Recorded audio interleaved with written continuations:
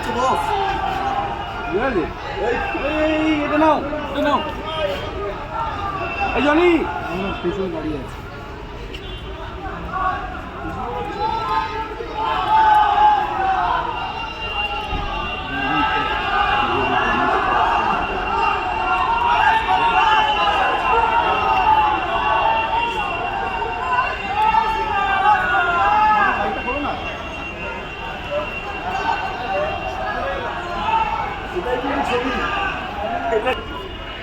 দাদা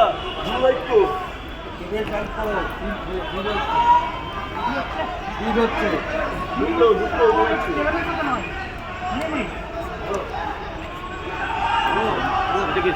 সুকান্ত সুকান্ত সুকান্ত আর সম্প্রতি সংখ্যালঘু অধিকার পশ্চিমবাংলায় কিছুদিনের মধ্যে 50% লোক হিন্দিতে কথা বলবে। একটু তুলুন না। এইসব লোকের মুখে এসব মানায়? উনি নিজে তো গয়া থেকে এসছেন, তাকে পরিযায়ী বলছেন। এটা আমাদের ইন্টারনাল মিটিং। আমাদের সোশ্যাল মিডিয়ার যোদ্ধারা, সাইবার যোদ্ধারা যেটা স্টিকার পিসির ভান্ডা ফোড় করবে। স্টিকার পিসি মিথ্যাবাদী, লাস্ট মিথ্যা কথাটা জানুয়ারিতে বলবে বার্ধক্য ভাতা দিয়ে, যেটা NSAP national social assistant programme. আমাদের সাইবার যোদ্ধাদের লড়াইতেই 19 সালে আমরা প্রায় 40% এবং 21-এ 3 থেকে 77 হয়েছে।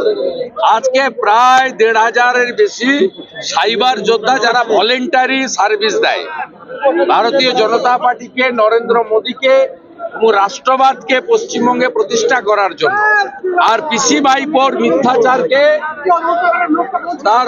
মিথ্যাচারকে শেষ করার জন্য, পর্দা ফাঁস করার জন্য তাদেরকে এনকারেজ করে গেলেন আমাদের জগৎ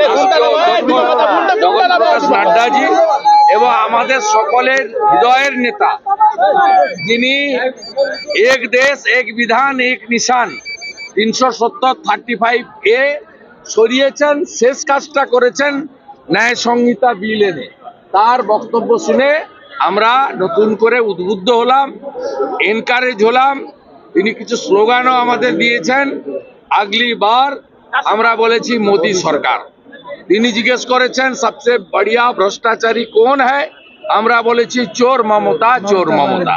তিনি বলেছেন হীরক রাজা ছিল, সত্যজিৎ রায় বেঁচে থাকলে হীরক রানী লিখতেন আরেকটা, আমরা বলেছি হীরক রানী বাই বাই।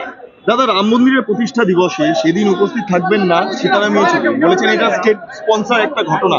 এটাকে আপনি কিভাবে দেখছেন? এদের হেডকোয়ার্টার হচ্ছে চীন। এরা ভারত এবং চীনের যুদ্ধের সময় চীনের পক্ষ নিয়েছিল। এদের বাবা, খুড়া, জ্যাঠারা সব চীনে থাকে। সেই জন্য দেশের সংস্কৃতির যে জাগরণ, সেই জাগরণ থেকে এদের দূরে থাকা স্বাভাবিক। কারণ এরা ভারতবর্ষের স্বাধীনতা মানে না, বন্দে মাতরমকে ঘৃণা করে, ভারতবর্ষের যে সাত্বিকতা তাকে অস্বীকার করে। এরা নাস্তিক এবং এদের বাপ, ঠাকুরদা, খুড়া, জ্যাঠা সব এদের মালিক হচ্ছে চীন। দাদা, অমিত শাহ এবং নাড্ডাজি দুজনে যেদিন এলেন সেদিন তৃণমূল কলকাতায় বিক্ষোভ দেখাচ্ছে, এটাকে আপনারা কিভাবে দেখছেন? কোনো মূল্য নেই। অমিত শাহজি, নাড্ডাজির কাছে তৃণমূল, এর উত্তর ছত্তিশগড়, মধ্যপ্রদেশ, রাজস্থান দিয়ে দিয়েছে, বাংলাও দেবে। গীতা নিয়ে একটা বিষয়, গীতা নিয়ে সুকান্ত মজুমদারের একটা বক্তব্যকে কেন্দ্র করে তৃণমূলের তরফে আজকে বিভিন্ন জায়গায় বিক্ষোভ ওতে কোনো লাভ হবে না। সুকান্ত বাবু একটা শিক্ষিত মানুষ এবং একটা তরুণ উদীয়মান নেতা।